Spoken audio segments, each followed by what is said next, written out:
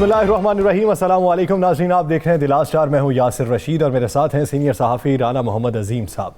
नाज़रीन, senate election की इस वक्त गहमा गहमी जारी है, राब्ते इस वक्त जारी हैं, एक दूसरे से मेल मुलाकातों का सिलसिला भी जारी है, ग्रुप बंदी भी हो रही है कि कितने अफराद किस सेनेटर को वोट देंगे। इस हवाले से हर दिन एक नई डेवलपमेंट हो रही है। पाकिस्तान तहरीक इंसाफ के पंजाब में जो नाराज अराकीन थे उनको भी बुलवाया गया, हल्के के मसाइल पे बातचीत की गई और तहफ़्फ़ुज़ात दूर करने की बात हुई। और ये जो दूरियां थीं वो कम होकर अब कुर्बतों में तब्दील हो चुकी हैं और अब ये इंदिया दे दिया गया कि पाकिस्तान तहरीक इंसाफ के साथ थे और तहरीक इंसाफ के साथ ही रहेंगे। खुर्रम लगारी का एक नाम है, वज़ीर आज़म से भी मुलाकात हुई और आज वज़ीर आला उस्मान बुज़दार से भी मुलाकात करके उन्होंने इज़हार एतमाद कर दिया है। दूसरी जानिब पाकिस्तान मुस्लिम लीग नून के जो नाराज अराकीन थे वो भी वज़ीर आला उस्मान बुज़दार से राबितों में हैं। तो इस तरफ अगर पोजीशन देखी जाए तो पाकिस्तान तहरीक इंसाफ की पंजाब में पोजीशन काफ़ी मजबूत है, इत्तेहादी भी साथ में ही है और उसके साथ साथ अपने अराकीन भी साथ में ही है, नाराज अराकीन दीगर पार्टीज के वो भी साथ में है। तो सेनेट इलेक्शन में ये ऊंट किस करवट बैठेगा, इसी बारे में बात करने के लिए पाकिस्तान मुस्लिम लीग नून के नाराज रुकने पंजाब असम्बली हैं अशरफ अंसारी साहब, गुजरांवाला से ताल्लुक है, उन्होंने हमें ज्वाइन किया। अंसारी साहब, बहुत शुक्रिया आपके वक्त का। अंसारी साहब, अगर सेनेट इलेक्शन की गहमा गहमी देखी जाए, पंजाब की सूरत हाल देखी जाए, उम्मीदवार अभी तक जो मंजर आम पे आए हैं उनकी क्रेडिबिलिटी देखी जाए, तो आप क्या उम्मीद रखते हैं और आपकी ख्वाहिश क्या है कि किस धड़े के साथ आप होंगे और किस बुनियाद पर होंगे? बिस्मिल्लाहिर्रहमानिर्रहीम। बहुत शुक्रिया यासिर साहब। सर, ये जो आपने बात की है कि सेनेट का इलेक्शन और जो उम्मीदवार अब तक सामने आए हैं उनकी क्रेडिबिलिटी के हवाले से आपने बात की है, तो इनकी क्रेडिबिलिटी का पोल तो उसी वक्त खुल गया जब पार्टी के अंदर से आवाज़ें उठनी शुरू हो गई। और ये बातें सारा दिन आज मैं इलेक्ट्रॉनिक मीडिया, प्रिंट मीडिया की वो खबरें सारा दिन जीनत बनती रही है। किसकी बात कर रहे हैं? पीएमएलएन की बात कर रहे हैं? पीटीआई उनकी क्रेडिबिलिटी क्या है? मैं तो ज़ाहिर है मेरा तल्लक मुस्लिम लीग से है, तो मैं तो मुस्लिम लीग की ही बात करूंगा ना, पीटीआई का जवाब तो वो देंगे ना जी। तो ये सारी जो बातें आज चलती रही हैं, इख्तलाफात खुल के सामने आ गए हैं और हमारी वफाओं पे तो इन्हें बहुत से तहफ़्फ़ुज़ात हैं। तो उन लोगों ने तहफ़्फ़ुज़ात का इजहार किया जिनको ये अपना बड़ा करीबी समझते थे। तो आज अंसारी बरादरान की बात जो है वो सच साबित हो रही है कि मुस्लिम लीग नून की जो क़यादत है उसके लिए सिर्फ अपने मफादात हैं, ना उनको पार्टी से कोई गरज है, ना पार्टी के एमपीएज एमएनएज से कोई गरज है। वो सिर्फ अपने मफादात के लिए करते हैं और जब उनके अपने ऊपर बिजली गिरने की बात आती है तो फिर हर चीज छोड़ के मुल्क से भाग जाते हैं, बाहर चले जाते हैं। अंसारी साहब, अपने साथियों को हालात के रहम करम पर छोड़ जाते हैं। अंसारी साहब, आवाजें तो पीटीआई के अंदर से भी आ रही हैं, ये दोनों जमातों के अंदर से टिकटों की तकसीम पे आवाज़ें आ रही हैं। आप हमें ये बताएं कि आप लोगों ने एक ग्रुप बना रखा है, वो ग्रुप अब इस सेनेट के इलेक्शन में किसका साथ देगा? राणा साहब, जो पीटीआई का मैं तो तर्जमान नहीं हूँ, पीटीआई के जो तर्जमान है उसका जवाब तो वही देंगे। मैं तो चूंकि मुस्लिम लीग से एमपी हूँ, मैं तो मुस्लिम लीग के हवाले से बात करूंगा। आप मुस्लिम लीग के हवाले से आ जाएं। जो उम्मीदवार सामने आए हैं, क्या आप इनमें से किसी उम्मीदवार को वोट देना पसंद करेंगे? सर, मैं पहले अर्ज कर चुका हूं कि इनकी क्रेडिबिलिटी के हवाले से जो इनके अपने बड़े चहेते लोग थे उन्होंने आवाजें बुलंद करना शुरू कर दी है कि पार्टी लीडरशिप ने जो है वो मेरिट पे टिकटें नहीं दी हैं। जो पार्टी के लिए या मुल्क के लिए काम करने वाले लोग थे उनको इन्होंने यकसर नजरअंदाज कर दिया है और पता नहीं कहां से किस तरह से ये उम्मीदवारान ला के खड़े कर दिए। मुझे तो समझ नहीं आती। आप मियां शहबाज शरीफ की वो तकरीर उठा के देखें जो 2018 में जो उन्होंने सेनेट के लिए कैंडिडेट दिए थे, वो आप उनकी स्पीच सुने तो आपका सर, बल्कि बाहर मुस्लिम लीगी का सर जो है वो शर्मिंदगी से झुक जाता है। वो जब उन्होंने कही कि फलां बंदे को मैंने टिकट इसलिए दिया है कि मैं बाहर गया था तो ये मेरे लिए 5 नान और 6 कबाब लेके आए थे, तो मैंने खुश होके 5 नान और 6 कबाब पे टिकट दे दिया। फलां जगह पर मैं गया तो मैं बड़ा थका हुआ था तो ये बंदा मेरे लिए चेयर लेके आ गया, तो मैं उस चेयर पे बैठ के मैंने 2 गिलास पानी पी लिया, तो मैंने खुशी से उसको जो है ना वो टिकट दे दिया। तो ये तो मुगलिया दौर की सल्तनत की तरह ये मुल्क चलाने वाले थे। शहबाज शरीफ साहब की तरफ से सियासत पे तनकीद कर रहे हैं, जबकि आपके करीबी साथी जो है निशात खान डाहा साहब, वो तो ये कहते हैं कि अगर पार्टी शहबाज शरीफ साहब लीड करें तो हमारा जो हल्का है वो साथ में हो जाएगा, अगर नवाज शरीफ साहब या मरियम बीबी करती हैं तो हम अलहदा रहेंगे। नहीं, अब तो यासिर साहब हालात खुल के सामने आ गए हैं जी। अब एक लाइन ड्रा हो गई है कि आपने मुल्क और कौम के साथ खड़े होना है, इदारों के साथ खड़ा होना है, या उस क़ियादत के साथ खड़ा होना है जो सिर्फ और सिर्फ अपने मफादात के लिए चलती है, जो कारकुनों की कुर्बानियों को नहीं देखती, कारकुनों की वफाओं को नहीं देखती, वो सिर्फ अपने मफादात के लिए चलते हैं। तो कम अज कम अंसारी बरादरान ऐसी किसी लीडरशिप के साथ एक लम्हे के लिए भी चलने को तैयार नहीं है, जो सिर्फ अपने मफादात की तरफ देखते हैं। और इस मुल्क को जो हमारे आबाओ अजदाद ने बड़ी कुर्बानियों के बाद हासिल किया था, उस मुल्क को अगर ये सल्तनते मुगलिया की तरह चलाएंगे तो हम ऐसी क़यादत के साथ बिल्कुल चलने को तैयार चलें चलें चलें अंसारी साहब, ये तो बता दें कितने आप लोग हैं जो अब इसको वोट नहीं देंगे, जो मुस्लिम लीग ने बकौल आपके ये वो लोग हैं जिनका कोई मुस्तकबिल नहीं है, या जो भी आपके इल्जामात हैं इन पे, तो कितने लोग आपके साथ? आप वो 6-7 लोग ही हैं या इससे ज्यादा की तादाद है जो इनके मुस्लिम लीग नून के उम्मीदवारों को वोट नहीं देगी? राणा साहब, मैं बात ये पहले भी करता रहा हूं, अब भी कर रहा हूं, और मैं इस बात पे कायम हूं। जो मुस्लिम लीग के अंदर बहुत सारे MPAs MNAs जो हैं, वो अब अपने अंदर जुर्रत पैदा करके उठ खड़े हुए हैं। उन्हें पता चल गया है कि जब भी मुश्किल वक्त आता है, मियां नवाज शरीफ साहब जो हैं वो कारकुनों को, पार्टी को, मुल्क और कौम को बेयारों मददगार छोड़ के भाग जाते हैं। और ये एक बार नहीं, बार बार वो करते हैं। और मोमिन जो है वो एक सुराग से बार बार डसा नहीं जाता है। लीडरशिप जो है बबांगे दोहल ऐलान क्यों नहीं करते? अब आप सोलो फ्लाइट तो लेंगे नहीं, या तो फिर ये ऐलान करें कि हम अलग से पार्टी तश्कील दे रहे हैं, या फिर ये ऐलान करें कि हम किसी पार्टी के साथ इल्हाक कर रहे हैं, यानी हम अपना वोट पाकिस्तान तहरीक इंसाफ को दे रहे हैं।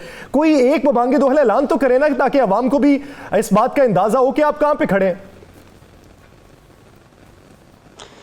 यासर साहब, ये ऐलान हम पूरी जुर्रत और कुव्वत के साथ और अकल और शऊर के साथ कर चुके हैं और बार बार कर रहे हैं।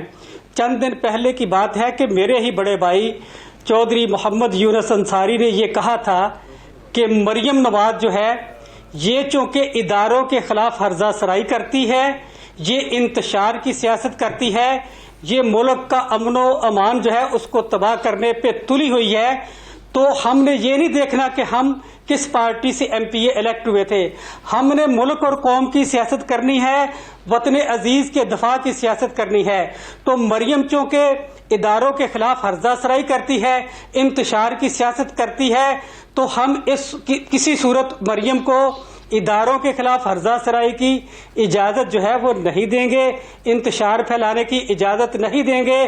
तो यही वजह थी कि मेरे बरादर अकबर हाजी चौधरी मोहम्मद यूनुस अंसारी ने ऐलान किया कि हम मरियम को जो है वो वजीराबाद जो रैली के लिए जा रही हैं, हम गुजरावाला से नहीं गुजरने देंगे।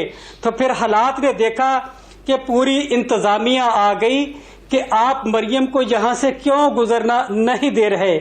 हमने कहा जी यहां से गुजरना हर शहरी का हक है, लेकिन अगर वो पुरअमन तरीके से गुजरे तो।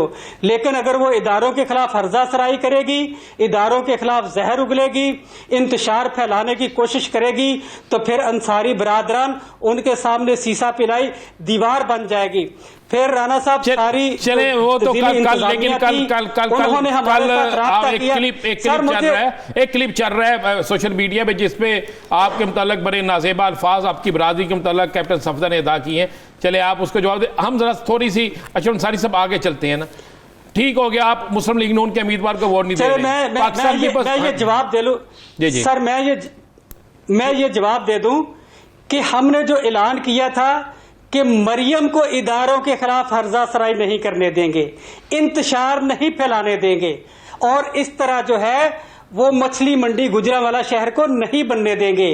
तो फिर इंतजामिया ने हमारे साथ जो है वो कमिटमेंट की। और आप देखें कि गुजरावाला के वो लोग जो बड़े मुस्लिम लीगी होने का दावा करते थे, जो मियां नवाज शरीफ पर जान निछावर करने का दावा करते थे, जो 18-18 नान खा के और 36 पाए खा के डकार नहीं मारते थे, आपने देखा कि उनमें से कोई भी मरियम के इस्तकबाल के लिए चलें, आपका जवाब आ गया अंसारी साहब। आप मुस्लिम लीग नून को वोट नहीं दे रहे, तादाद आप कह रहे हैं खुल के सामने आ जाएगी, सेनेट के इलेक्शन से पहले ऐलान कर देंगे?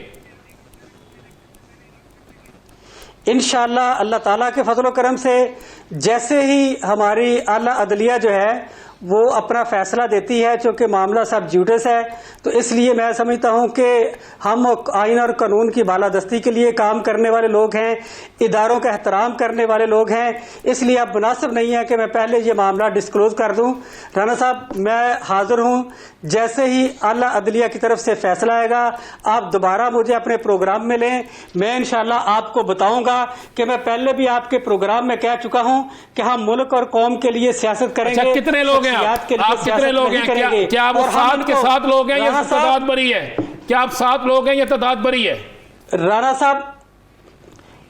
साहब, जब बंदा हक और सच के लिए चलता है तो फिर लोग कारवां में शामिल होते हैं। अब मुल्क के लिए लोग इस कारवां में शामिल हो चुके हैं। अंसारी साहब, आप क्या समझते हैं? आप पाकिस्तान तहरीक इंसाफ में आपसे बात करूं तो आप ये कहते हैं, ये सरप्राइज, आप ये कहते हैं कि मैं उनकी पार्टी का नहीं हूं इसलिए मैं बात नहीं कर सकता, तो बतौर सियासी रहनुमा या सियासी वर्कर आप क्या समझते हैं? पीटीआई के जो नाराज अराकीन थे उन्हें तो मना लिया गया, आपकी पार्टी आपको फसली बटेरे कहती है, आपको ये कहती है कि आपने अपनी जो ख्वाहिशात थी वो मार डाली, अपने जो तहफ़्फ़ुज़ात थे वो दूसरों के सामने जाके बयान किए, तो आप अपनी पार्टी के बारे में क्या राय रखते हैं कि नाराज अराकीन को मनाने में वो नाकाम रही या आप ही मानना नहीं चाहते थे? यासिर साहब, ये बड़ी सीधी सीधी बात है, ये एक फितरी असूल है कि जब नसीब अच्छे होते हैं ना तो फिर बंदा अक्ल शऊर से काम लेता है और सही और दुरुस्त फैसले करता है। जब नसीब की हार होती है, जब बंदा अल्लाह की पकड़ में होता है ना, तो वो कहते हैं कि अल्लाह डांग से नहीं मारता, अल्लाह मत मार देता है। तो जब अल्लाह शऊर सलब कर लेता है, किसी की मत मार देता है, तो फिर वो गलत फैसले सही समझ के करता है। अब पीटीआई की आपने बात की, अल्लाह ने उनको अक्ल शऊर दिया है, उनको पता था कि साथी जो हैं वो सरमाया होते हैं, उन्होंने जैसे भी किया उन्होंने अपने साथियों को राजी किया है, उन्होंने मनाया है। लेकिन मुस्लिम लीग नून की क़यादत है कि हमने सरप्राइज देना है, तो सरप्राइज में इसका मतलब है मुस्लिम लीग नून को ये एक सीट जो है वो लूज करेगी?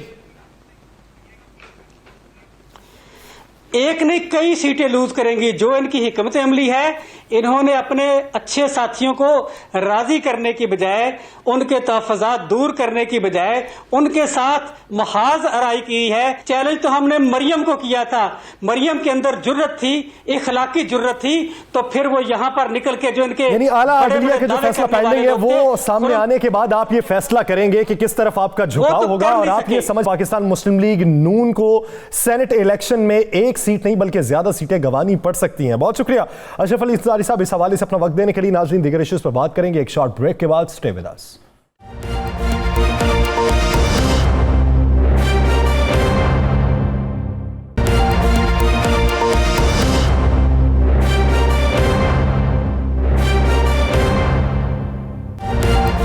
Welcome back.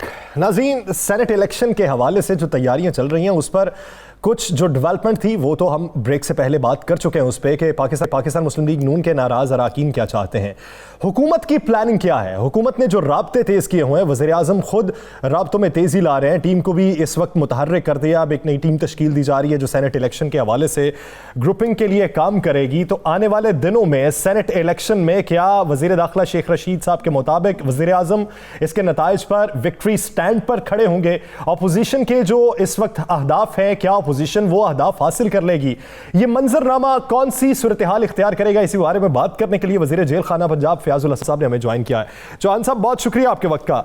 चौहान साहब, सबसे पहले बात कर लेते हैं मरियम नवाज साहिबा के बयान पे कि उनकी एक सर्जरी है जिसके लिए उन्हें बाहर जाने की ज़रूरत है, पाकिस्तान में नहीं हो सकती। शहबाज गिल साहब कहते हैं कि मरियम नवाज साहिबा निक्की जई हाँ की मुंतज़िर हैं, तो क्या हुकूमत निक्की जई हाँ कर देगी या फिर ना पर बजिद रहेगी? बिस्मिल्लाहिर्रहमानिर्रहीम। देखें, ये पाकिस्तान की बदकिस्मती है कि 35 साल जो खानदान जो है वो इक़्तिदार में रहा, उनकी किसी बीमारी का इलाज भी पाकिस्तान में नहीं है। हत्ता कि खंग इलाज भी जो है ना उनकी वो पाकिस्तान के अंदर नहीं है जो है ना। लेकिन अब एक चीज आप अपने ज़हन में रख रहे हैं कि जब नवाज शरीफ साहब पाकिस्तान से जाने लगे थे, उस जनाब बेगम सफदर रवान साहिबा के ट्वीट और डॉक्टर अदनान के टीकों की तनाजुर की रोशनी में जो उनके प्लेटलेट्स का जना एक इशू था, तो उस पूरे इशू से 6 महीने पहले तक की जो बढ़कें थी ना बेगम सफदर रवान साहिबा की भी और नवाज शरीफ साहब की भी, वो भी यही थी कि मैं मर जाऊंगा, मैं कट जाऊंगा, मैं रुल जाऊंगा, मैं फना हो जाऊंगा, लेकिन मैं हुकूमत से जनाब बाहर जाने की दरखास्त नहीं करूंगा। मैं अपनी बीमारी के इलाज के लिए हुकूमत की मिन्नतें और तरले नहीं करूंगा। मैं रियासत और अदारों के सामने झुकूंगा नहीं अपनी बीमारी के इलाज के लिए। एग्जैक्टली 100% यही सिनेरियो था। फिर लोगों ने देखा कि इन्होंने जिस अंदाज से बाहर जाने के हवाले से तगदो की, अब बेगम सफदर रवान साहिबा के हवाले से चीजें सारी खुल के सामने आ गई कि पिछले कई माह से एक तरफ पीडीएम की तहरीक चल रही थी, एक तरफ सिलेक्टर्स का रोना रोया जा रहा था, एक तरफ अपने इत्तेहादियों को इकट्ठा करके आल पाकिस्तान लूटमार एसोसिएशन का एक दूसरा मोड और एक दूसरी शक्ल पीडीएम की सूरत में मिक्स चार पार्टी बनाई जा रही थी। दूसरी तरफ बैकडोर चैनल से मिन्नतें तरले हो रही थी पाकिस्तान की हुकूमत की, पीटीआई की हुकूमत की और इमरान खान साहब की कि बेगम सफदर रवान साहिबा को अपनी बीमारी के सिलसिले में बाहर जाने दो। अब ये कितनी बड़ी मुनाफिकत है। आज मैं आपके सामने एक और पिछली 20 साल की सियासत का जना इनकी प्रैक्टिस आपके सामने रख दूं। आपकी इत्तला के लिए अर्ज है कि यही चीज सन 2000 के अंदर पूरी पाकिस्तानी कौम ने देखा कि पीपल्स पार्टी को साथ लेके, नवाबजादा नसरुल्लाह को साथ लेके, बाकी लोगों को साथ लेके जनाब यही बेगम कलसूम नवाज साहिबा जनाब तहरीक चलाने लगी हुई थी मुशर्रफ के खिलाफ।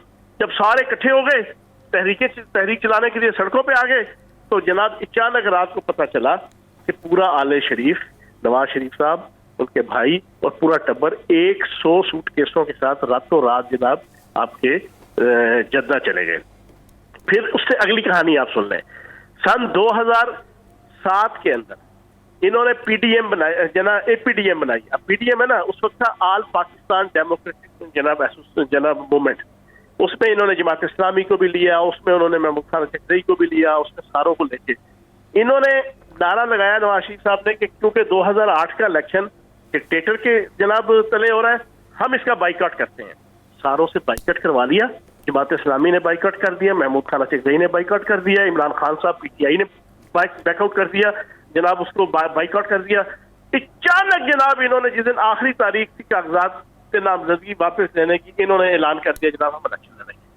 ये इनका पुराना वतीरा है। चौहान साहब ये तो हो गया, ये जो आपने बताया। अब सर आगे चलते हैं। मुझे ये बताएं कि आपके जमात के अंदर इख्तलाफात खुल के सामने आना शुरू हो गए हैं। आमर लियाकत ने कहा है कि वो हफीज़ शेख को वोट नहीं देंगे। कुछ लोगों को पंजाब में आपने मना लिया, दाऊद सुलेमान दाऊद जो भी हैं वो अभी तक सामने नहीं आ रहे, खुरम लुगारी मान गए। लेकिन जहां पर आपकी जमात के अंदर आज एक और नई बहस छिड़ पड़ी है, एक खातून जिन्होंने कागज़ जमा कराए हैं, जिनको कहा जा रहा है इनका पीटीआई से तल्लुक नहीं है, तो आप अपनी जमात के अंदर इन इख्तलाफात को किस तरह दूर करेंगे? कौन सी खातून ने जमा करवाया? फर्क नहीं, किसने? फरख खान ने। अच्छा, बात यह है कि पंजाब के अंदर तो किसी किस्म का कोई इख्तलाफ नहीं है। पंजाब के अंदर तो हमारे पास तकरीबन 15 से 20 जो है ना फालतू वोट्स हैं, ठीक है। दूसरी चीज ये है कि वोटें सारों ने देनी है। पर जहां तक बात की आपने डॉक्टर आमिर लियाकत साहब की, वो मैंने कल भी एक बड़े लीडिंग टीवी चैनल में उसके हवाले से बात की थी। आमिर लियाकत साहब ना भाई है मेरा, दिलचस्प आदमी है। उसकी एक आदत है कि उसने किसी भी क्रिटिकल सिचुएशन के अंदर ना, जब पार्टी किसी क्रिटिकल सिचुएशन में होती है, उसने अपनी एक डेट ईंट की मस्जिद लाजमी बनानी होती है। बाकी जाते जूते कोई नहीं है ना, रहना उन्होंने इधर ही है ना, वोट भी देंगे इंशाल्लाह है ना।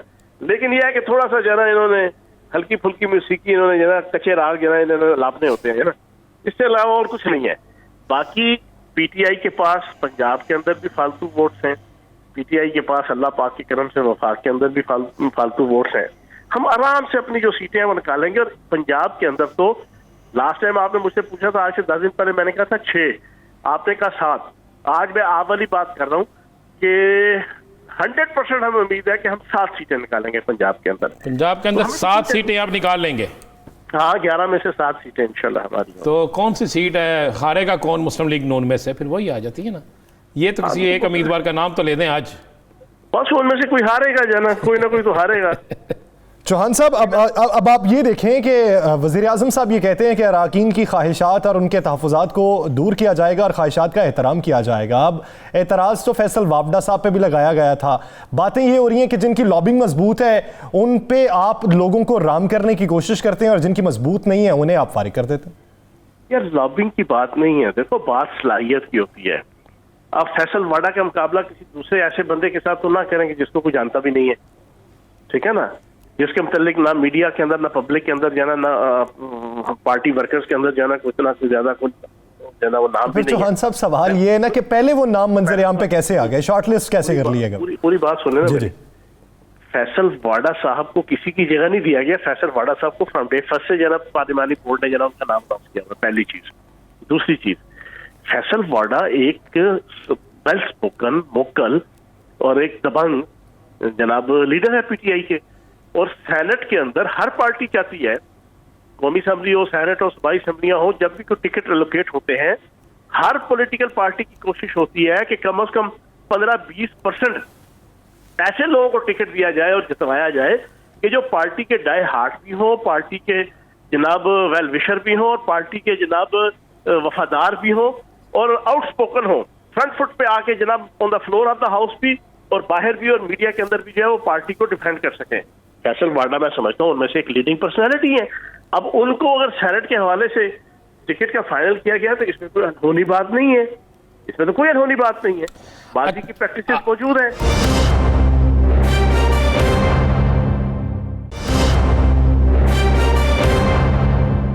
आपने कहा पंजाब में 7 ले लेंगे, वफाक पे बड़ा डिपेंड कर रहे हैं। आसफ अली जरदारी साहब ने भी डेरे डाल ली हैं और उनका कहना है कि यूसुफ रज़ा गिलानी जो हैं ये बड़े ऐसे मुतहर्रक हमारे आदमी हैं और इनके रिश्तेदारी तहरीक इंसाफ के अंदर, जीडीए के अंदर बड़ी करीबी है और ये वोट इतने ले लेंगे कि ये जीत जाएंगे।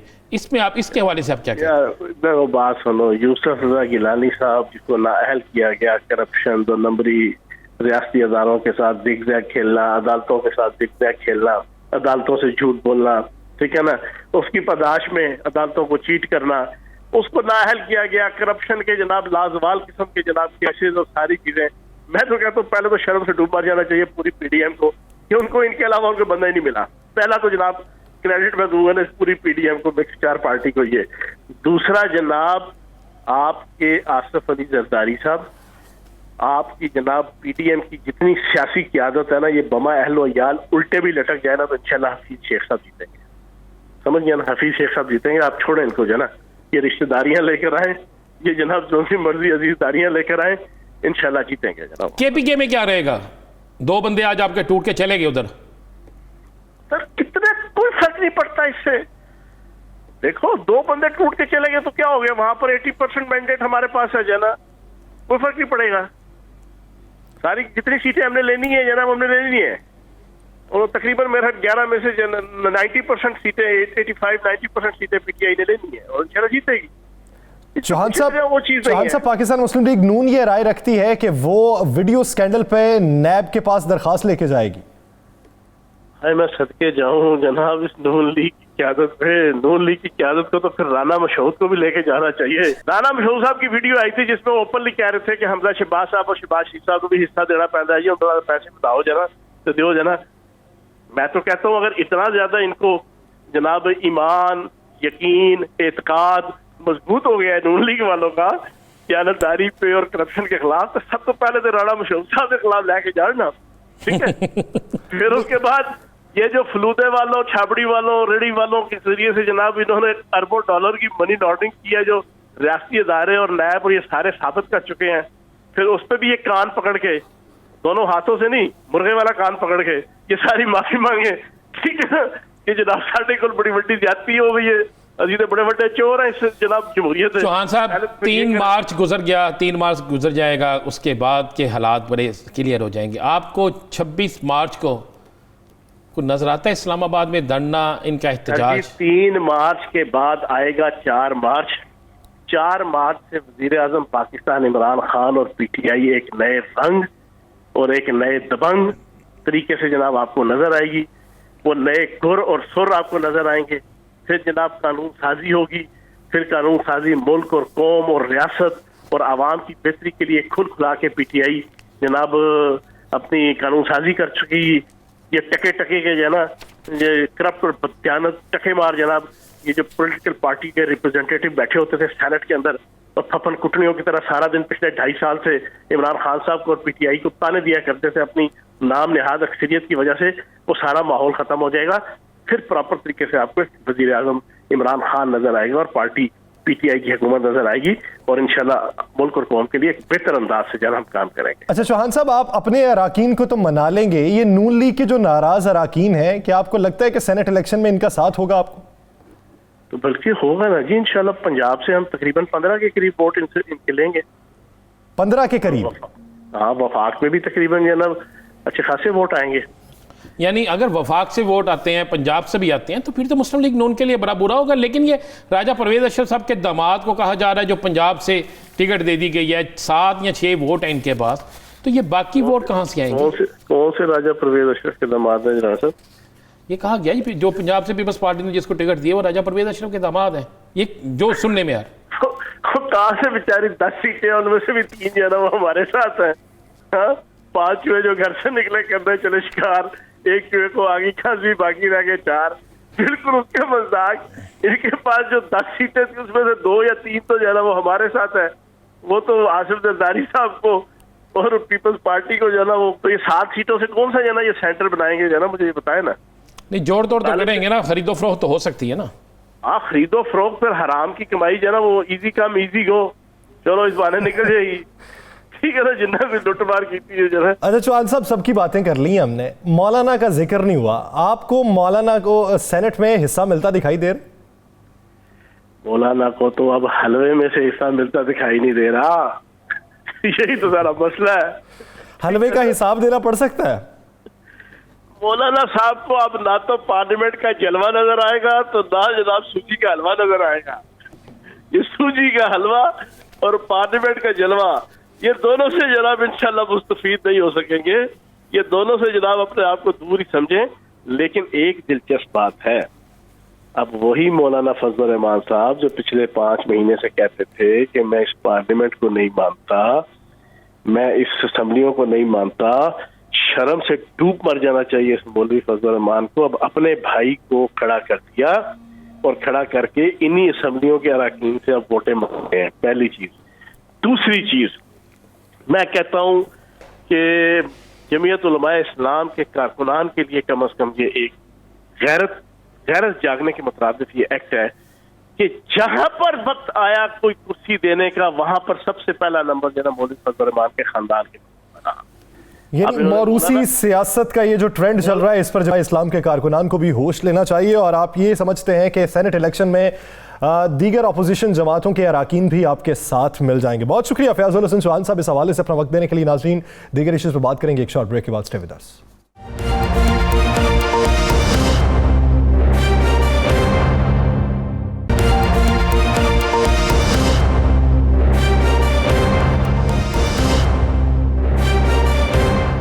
Welcome back. नाज़रीन, सेनेट इंतखाबात के लिए वज़ीर-ए-आज़म इमरान खान भी मुतहर्रिक हो चुके हैं। बहुत से वज़रा को टास्क भी सौंप दिया गया है कि किस तरीके से ग्रुपिंग करनी है, राब्ते किन किन से करने हैं, किन के तहफ़्फ़ुज़ात दूर करने हैं, किन्हें एतमाद में लेना है और किस तरीके से सेनेट इलेक्शन में कामयाबी को मुमकिन बनाना है। जहाँ पर अपोजिशन जमातें मुत्तहिद हैं, मुतहर्रिक भी हैं और इस हवाले से जोड़ तोड़ की भी कोशिश कर रही हैं, वहाँ पर एक तरफ पाकिस्तान तहरीक इंसाफ भी कोशिश कर रही है कि अपने इत्तेहादियों को अपने साथ जोड़े रखें। ये जो 11 जमातों का एक इकट्ठ है, ये कहीं सेनेट इलेक्शन में बाजी ना ले जाए। लेकिन इस वक्त जो सूरत हाल देखने में आ रही है वो पाकिस्तान तहरीक इंसाफ के हक में दिखाई दे रही है। अब आने वाले दिनों में अगर तो ये शफाफ तरीके से इलेक्शन होते हैं और जिस तरीके से वज़ीर आज़म का अज़्म है कि शफाफ तरीके से इलेक्शन हो, तो कुछ उम्मीद ये जाहिर की जा सकती है कि पाकिस्तान तहरीक इंसाफ शायद कुछ मार्जिन ले जाए। लेकिन अगर माजी वाली प्रैक्टिसेस अपनाई जाती रही फिर सूरत हाल मुख्तलिफ भी हो सकती है। तो राना साहब, सेनेट इलेक्शन को लेकर वज़ीर इमरान खान ने हिकमत अमली को तब्दील क्या किया है और उस तब्दीली में किरदार कौन अदा करेगा? देखिए यासर, वज़ीर-ए-आज़म पाकिस्तान इमरान खान साहब ने पहले तो ये चल रहा था कि ओपन बेल्ट होता है तो सारी चीज़ें क्लियर हो जाती है, वो किसी का वोट नहीं मारेंगे, कोई इनका वोट नहीं मारेगा और सीधा सीधा इलेक्शन होगा। लेकिन जैसे ही अपोजिशन जमातों ने अपनी लॉबिंग शुरू की, जैसे ही उन लोगों ने ख़रीदो फरोख्त के लिए काम शुरू किया, अफवाहें बार गर्दिश करना शुरू हो गई, तो उसके बाद हुकूमत ने भी अपनी हिकमत अमली तब्दील कर ली। सबसे पहले तो मैं आपको बताऊं कि हुकूमत ने अपना स्कोर मुकम्मल कर लिया। यासर, ये मैं आपको बिल्कुल मुसद्दक़ा दे रहा हूँ, हुकूमत ने अपना स्कोर मुकम्मल कर लिया। जिन जिन जगहों पे इन्हें शक था कि इन जगहों से इनके ख़िलाफ़ साजिश हो सकती है, यहाँ पर ये लोग फलां के असर वसूख की वजह से कुछ और कर सकते हैं। आपको पता है, कोई कहा जा रहा था तहरीक इंसाफ की एक साबिक़ा शख्सियत बड़ी एक्टिव और एक्टिव भी थी, वज़ीर आज़म ने ख़ुद मुख्तलिफ़ लोगों से रब्ते किए, 4 रुकनी एक टीम तश्कील दे दी है। ये बड़े सीनियर तरीन जो है सियासतदान, उनकी टीम है और हुकूमत के अंदर मौजूद हैं। वो अब उन्होंने अपने तमाम पत्ते जो है वो उन पर काम करना शुरू कर दिया है। यानी ताश के वो तमाम पत्ते जो होते हैं ना, कि जिसकी वजह से आप हर गेम जीत सकते हैं, ये सारे पत्ते वो शो नहीं किए इन्होंने, लेकिन उस पर काम शुरू कर दिया है। तमाम इत्तेहादियों से इनके मामलात फाइनल हो गए हैं। आपको मैं एक खबर बड़ी देता चलो, आपको पता है हुकूमत के 2 इत्तेहादियों के साथ पीपल्स पार्टी रब्ते कर रही थी और 2 दफ़ा राब्ते हो चुके थे, ये अब ये 2-3 दिनों में, लेकिन उनकी तरफ से उन्हें कोई मुस्बत जवाब नहीं मिला। जिसके बाद वज़ीर आज़म पाकिस्तान ने खुद राब्ते किए। पहले तहरीक इंसाफ के अंदर जो बेचैनी थी वो ख़त्म की गई, और ये तो हमें मानना चाहिए कि वहाद एक जमात है जिसमें अक्सरियत जो टिकटें हैं वो कारकुनों को मिली हैं। उसके बाद वफाकी एक ऐसी नशिस्त थी जिस पर यूसुफ रज़ा गिलानी के हवाले से शोर मचा हुआ था कि 7 से 8 या 9 वोट जो हैं वो ख़राब हो सकते हैं, जिनमें से इनकी रिश्तेदारी। आज की इतला यह है कि उन पर भी एक मुकम्मल कंट्रोल कर लिया गया। बल्कि आपको एक बड़ी खबर दे दूं कि यूसुफ रज़ा गिलानी साहब 2 या 3 वोट कम लेंगे। मैं आपको ये जी बिल्कुल देख लीजिएगा, 2 या 3 वोट कम लेंगे। ये इलेक्शन के दिनों में आपको ये सूरत। चले राणा साहब, मैं पूरे पत्ते नहीं पूछता, आप पत्ते ना शो करें, चले ताश का एक ही बता दें कौन है। चले आपको एक चीज़ और बताता चलो, क्या बता रहा है आपको, एक चीज़ बताता चलो, आगे आने वाले चेयरमैन सेनेट जो है ना, वो सजरानी साहब ही हैं। अच्छा, आज जो मुलाकात हुई है, मैं आपको बता दूं, मेरी इत्तला के मुताबिक वही आगे भी चेयरमैन सेनेट है। और मैं ये भी बताता चलो कि जिस तरह मैंने कहा कि इतने वोट गिलानी साहब को कम पड़ेंगे, एक बड़ी खबर आपको दे दूं कि पंजाब के एक अहम शख्सियत से पीपल्स पार्टी के 4 MNA के राब्ते हुए। अच्छा, और उन MNAs ने कहा है कि हम ओपन तो नहीं होंगे, लेकिन आपको यकीन दहानी कराते हैं कि जिस वक्त भी मौका आएगा हम आपकी सपोर्ट करेंगे। चले, ये तो आप कह रहे हैं पीपल्स पार्टी के जो अरकान हैं उनके राब्ते हो रहे हैं, तो जरदारी साहब इस्लामाबाद में डेरे डाल के बैठे हुए हैं, तो वो कोई अपने पत्ते नहीं शो कर रहे। उनकी सियासत मुफाहमत के बादशाह कहा जाता है, जोड़ तोड़ सेनेट इलेक्शन में सबसे ज़्यादा मशहूर उनका है, तो उनकी तरफ से क्या फिशू हो रहा है आजकल? देखिए, जरदारी साहब बड़ी कोशिश कर रहे हैं, लेकिन हालात बहुत चेंज हो गए। आप ना पहली दफ़ा किसी को मारते हैं गलत फहमी में, दूसरी दफ़ा मारते हैं चालाकी में, तीसरी दफ़ा मारते हैं उसे जाल में लाकर, लेकिन जब चौथी दफ़ा आती है तो लोगों को पता चल जाता है कि इसकी धोखा क्या दिया, चाल क्या चली, जाल कहाँ लगाया। तो फिर जो शिकार होता है ना, वो शिकारी से बच जाता है। तो अब हुआ यही है, अब पता लग गया सबको कौन कहाँ किसको किस तरीके से खरीदेगा, किसकी कहाँ पर किसकी। जो शिकार है वो वैसे ही मरियल सा हो गया हो, हिला जुला ही ना जाता हो उससे। नहीं हो सकता है, लेकिन आप ये देखें कि आप मुकाबला जो है ना उस सूरत में नहीं होगा, आप हुकूमत को एज भरा होगा। अब आसफ अली जरदारी साहब अचीव ज़रूर कर रहे हैं। क्या कर रहे हैं अचीव ये कर रहे हैं कि वो शायद 1 या 2 सीट जायद ले जाएं, लेकिन वो तहरीक इंसाफ की नहीं होगी। अच्छा। वो किसी और की हो सकती है, वो किसी और की हो सकती है, तहरीक इंसाफ की नहीं होगी। और किसकी हो सकती है? बकिया पूरी सफ एक तरफ खड़ी है, एक नहीं हो सकती है। मुस्लिम लीग नून को भी तो किसी जगह डेंट पड़ सकता है ना। पीपल्स पार्टी डेंट डालेगी। देखें, हो सकता है कि किसी सूबे में नून लीग जिस पे तकिया कर रही हो, पता चले कि घर के अंदर ही डाका पड़ गया। मैं आपको कुछ इशारा दिया है कि हो सकता है KPK के अंदर कोई ऐसा मामला हो जाए कि नून लीग का हमायत याफ्ता, मैं कह रहा हूँ, उम्मीदवार की बजाय पीपल्स पार्टी का जीत जाए, तो या PTI का जीत जाए और पीपल्स पार्टी उसे डेंट डाल दे। ये होने जा रहा है। मैं आपको बिल्कुल ये मुसद्दक़ा इतला दे रहा हूँ। यानी आप ये कहना चाह रहे हैं कि सोलो फ्लाइट ले रही हर जगह? बिल्कुल हर जगह उन्हें अपना फ़ायदा चाहिए। मुझे एक बात बताएं, चेयरमैन सेनेट के लिए परवेज़ रशीद का नाम क्यों नहीं आ सकता था? चेयरमैन सेनेट के लिए किसी मौलाना फजलुर रहमान के किसी शख्स का आदमी नाम क्यों नहीं आ सकता था? महमूद अचकज़ई के किसी बंदे का नाम क्यों नहीं आ सकता था? असफन यार वली जो है उनके ग्रुप के किसी बंदे का नाम क्यों नहीं आ सकता था? आफ्ताब शेरपाव के ग्रुप के किसी बंदे का नाम क्यों नहीं आ सकता था? चेयरमैन सेनेट के लिए यूसुफ रज़ा गिलानी, छोटा नाम समझते हैं यूसुफ रज़ा गिलानी, बहुत बड़ा नाम होगा, लेकिन आप देखें उन पर इल्ज़ामात कितने थे। क्या बाकी जो नाम थे, जो बाकी सियासी सबसे बड़ी सियासी जमात तो इस वक्त अपोजिशन में मुस्लिम लीग नून है ना, उसका नाम उसमें से क्यों नहीं कोई लिया? ये तो तय हो चुका था कि जनाब ऊपर होंगे यूसुफ रज़ा गिलानी, नीचे होंगे अब्दुल गफूर हैदरी। मैं आपको बता देता हूँ, ये चंद दिनों में अब्दुल गफूर हैदरी का भी नाम आ जाएगा सामने। लेकिन ये सब कुछ उसी वक्त होगा जब उनकी आरज़ुएं, तमन्नाएं सब कुछ पूरा होगा, उसके बगैर नहीं। लेकिन वो पूरी नहीं हो रही, मैं आपको बता रहा हूँ। तो राना साहब, मियाँ साहब और आसिफ अली जरदारी साहब के दरमियान टेलीफोनिक रब्ता भी हुआ है। आप कह रहे हैं एक तरफ वो सोलो फ्लाइट ले रहे हैं, दूसरी तरफ रवाबित भी जारी है, एक दूसरे को यकीन दहानियां भी करवा रहे हैं। दोनों एक दूसरे के साथ सियासत कर रहे हैं, दोनों एक दूसरे के साथ सियासत कर रहे हैं। मैं आपको बिल्कुल ये मुसद्दका बात कह रहा हूँ। तो लॉन्ग मार्च और तहरीक अदम एतमाद पे बात की उन्होंने, ये भी सियासत ही हो रही है। ये भी सियासत होगी। मुझे एक बात तो बताएं, मैं फिर वो बार बार बात कह रहा हूँ, तहरीक अदम एतमाद क्या लालू खेत की कोई दुकान का नाम है? तहरीक अदम एतमाद आप क्या समझते हैं कि 4 बंदों की चीज़ है? भाई तहरीक अदम एतमाद के लिए काम करना पड़ता है, तहरीक अदम एतमाद के लिए आपको शो करना पड़ता है। क्या इनके पास उतने वोट हैं? क्या मुस्लिम लीग नून के सारे लोग इनके सामने खड़े हो गए हैं?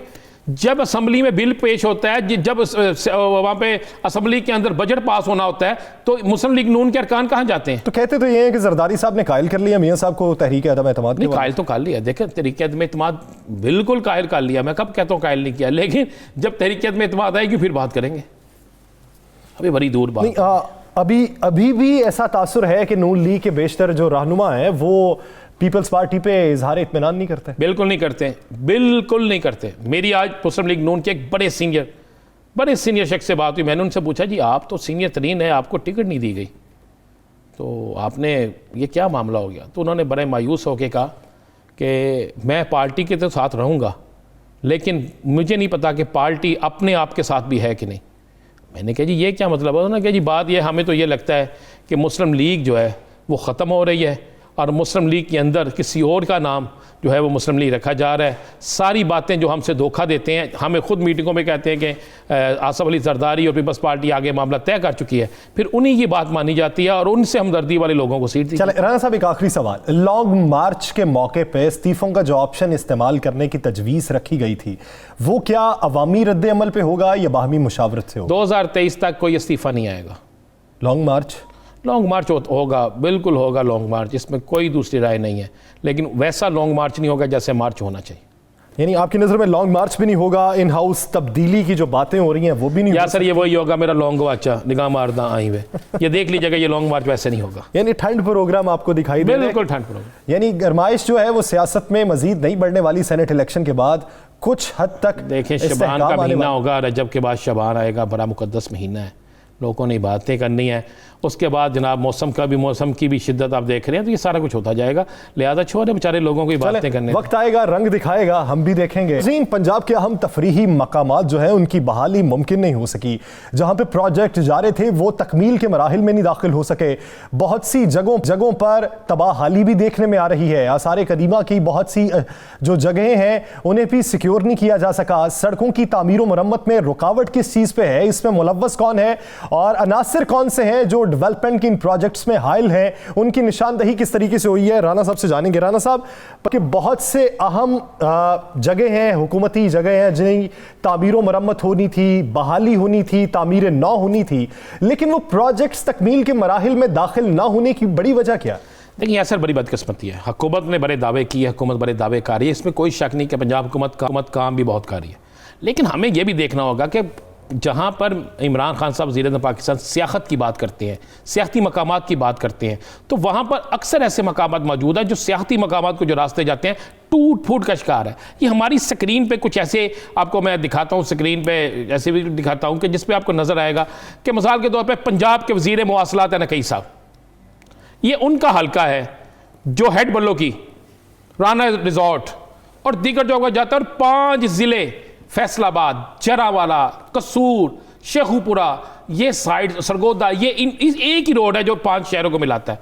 ज़रा ये वज़ीर मवासलात का इलाका है, ज़रा इस रोड को देख लें। ये बाई फेरू जिसे आप कहते हैं ना, जी। वो फूल नगर, पहले स्पीकर साहब वहाँ पे रहे हैं, मुसलसल हाल देख लें आप, वो हैं उनका हाल दें। इसी तरह आप जरा चले जाए शेखपुरा की तरफ, उसके बाद आप चले जाएं, जरा आगे चलते जाए कि जहाँ जहाँ के मकामात हैं, जंडियाला शेर खां चले जाएं, वहाँ पे क्या सूरत हाल है। लेकिन सबसे खौफनाक सूरत हाल, चूँकि यासर मैंने खुद देखा, मैं खुद गया, मैंने देखा, मैंने कहा ये लोग तस्वीरें भेज रहे, चेक तो किया जाए क्या होना चाहिए। अब इस रोड पर से कोई इंसान गुजर सकता है? ये रोड देखें ना, अगर मिनिस्टर के घर हल्के का रोड ये होगा, ये फूल नगर रोड है, अगर इसी तरीके से बाकी जगहों पे आप देख लें कि रोड्स की ये सूरत हाल होगी तो फिर अल्लाह ही हाफिज है। सियाहती मकामात को जाने वाले रास्ते टूट फूट का शिकार है। आप बात सवाल आता है क्यों है? हमारे अब इनके बहुत से सियाहती मकामात ऐसे हैं जिनको रिजर्व नहीं किया गया। भाई ये वो इलाके हैं जहां पे रोजाना हजारों की तादाद में लोग जाते हैं, टूवर्स जाते हैं, सब कुछ होता है। मजे वाली बात यह है कि इस 6 दफा टेंडर्स मंजूर हुए, मुख्तलिफ जगहों के टेंडर मंजूर होने के बाद पैसा मंजूर हुआ, पैसा कहां गया? सड़क टूट फूट का शिकार है, सड़क टूटी हुई है, यहां से गुजर कोई नहीं सकता। कई एक्सीडेंट हो चुके हैं, कई अमवात हो चुकी हैं। 5 पंजाब के अहम तरीन अजला जो हैं, जिनको ये एक ही रोड है, वो बिल्कुल ऐसे पर है जिस दिन हादी कोई नहीं है। कोई बीमार हो जाए तो इस बोलने का रोड से गुजर नहीं सकता। इस पे 12 रोड्स हमारे पास तफसील ऐसी है कि जहां पे जो फंड्स मंजूर हुआ अरबों रुपए में है, फंड इस्तेमाल हो गया है, सड़क नहीं बन सकी, रोड्स नहीं बन सकी। सवाल पूछा जाना चाहिए कि जब फंड हुए, फंड्स का इजरा हुआ और आपने कागजात में वो शो किया कि ये तामीरात हो चुकी हैं, तो वो हकाइक क्यों नहीं दिखाई देते? जमीनी हकाइक उसके बरक्स क्यों हैं? सवाल उठना चाहिए। नाजरीन, दिलास स्टार से मुझे और राना अजीम साहब को दीजिए इजाजत। अल्लाह ने के बाद।